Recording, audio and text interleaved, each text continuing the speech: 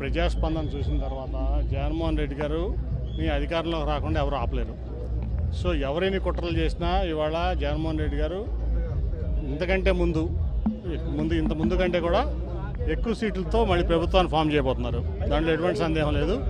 కాబట్టి ఎటువంటి కుట్రలు, ఇటువంటి కుటీల రాజకీయాలు ఇవన్నీ కూడా ఆపితే మంచిదని చెప్పి నేను అందరికీ, ఎవరైతే ప్రతిపక్షాలు ఉన్నారో వాళ్ళందరికీ కూడా నేను మనవి చేస్తాను.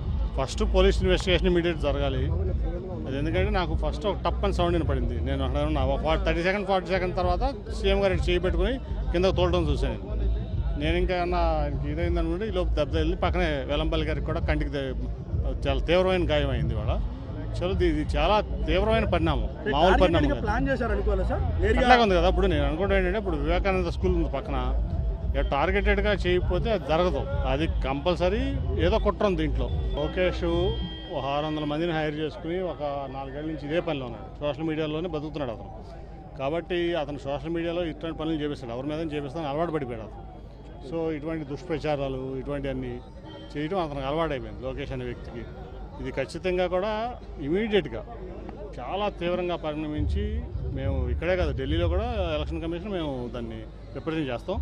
ఆయన ప్రజాదరణ, జగన్మోహన్ రెడ్డి గారి ప్రజాదరణ వాళ్ళు ఎవరు కూడా తట్టుకోలేకపోతున్నారు. ఎస్పెషల్లీ విజయవాడలో తట్టుకోలేక ఈ ఓర్వలేక చేసినటువంటి పని ఇది. దాంట్లో ఎవరైతే ఉన్నారో దోషులను బయట తీయాలి.